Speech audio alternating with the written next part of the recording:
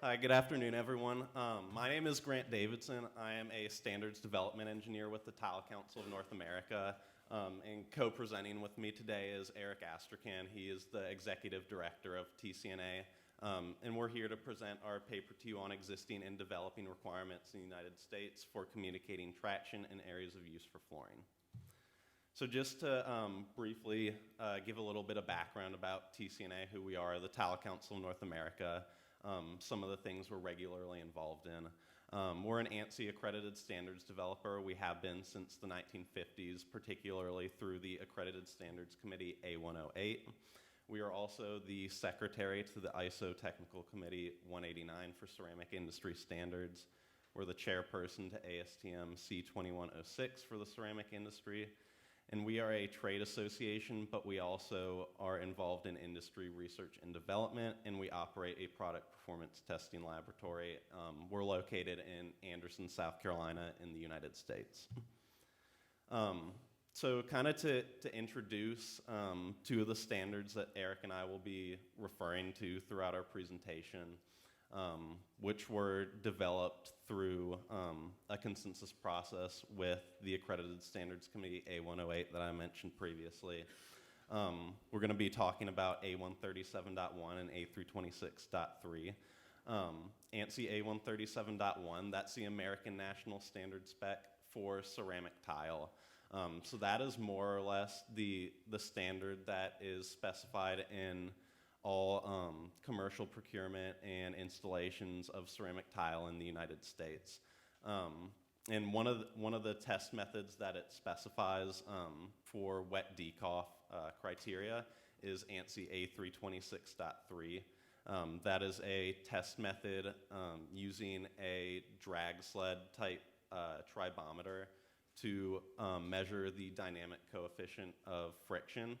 It specifies currently a 0.42 threshold value.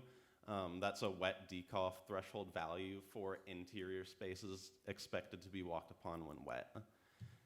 And so now that we've introduced A326.3 in that you use a tribometer, a drag sled type to measure according to that standard, we wanted to kind of talk about things that might not be well identified or well characterized through this type of tribometry or tribometry in general. So to start out, ease of cleaning and resistance to fouling, those are not well identified through tribometry. You have surface texture and structure, which, a tribometer might see those, but it again doesn't well characterize them. And then surface size and individual tile drainage and manufacturer experience with similar surfaces. So we asked the question, looking at these types of considerations, how can we communicate appropriate areas of use? So what we're pleased to share with you all today is a 5-category area of use classification. This is a result of years of collaboration between TCNA and a variety of stakeholders in the U.S. ceramic industry. And really, the goal was to develop this classification, and starting with the 0.42 value that I mentioned previously, and Eric will go into a little bit more detail shortly.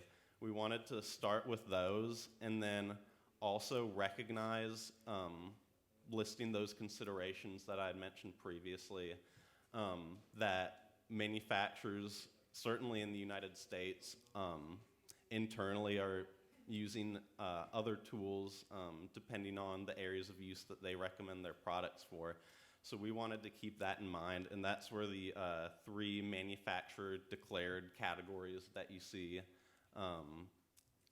came from. So the first 2, those are based on A326.3, the 0.42 decoff threshold value using the drag sled type tribometer. In A326.3, the BOT 3000E in particular is the one mentioned. But then when you look at the manufacturer declared categories, the beauty of those, we think, is that if a manufacturer decided that they wanted to recommend a product for a certain area use, and that product was maybe heavily structured or profiled, and maybe a drag sled type tribometer isn't able to well characterize that surface. Now what we're proposing essentially is looking at the different tools they're using. They would be allowed to base their classification on, well, it could be a BOT 3000E value, but they could also use, for example, the British pendulum or even the German ramp, and combining that with their experience with similar surfaces. So to give you just a quick example, looking at one of these categories, interior wet plus areas of use, just a few possible areas, public showers, interior pool decks, locker rooms. Maybe these are certain areas where you're going to want a little bit more structure, or where a manufacturer is going to want that if they're going to recommend it there.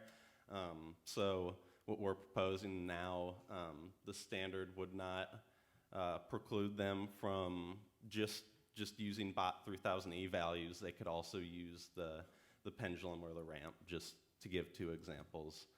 And now Eric's going to touch a bit on the 0.42 value that's referenced in A through 26.3.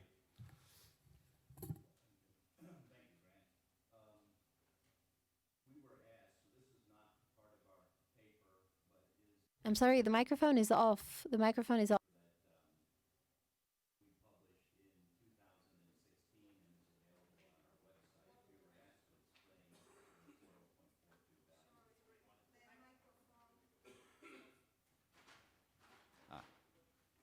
We were asked to explain the 0.42 value. It's not in the paper that's part of the symposium. It's in a paper on our website that was published in March of 2016. But this is in response to the request to present that today. That 0.42 value comes from Bernig's research that was done at the University of Wuppertal.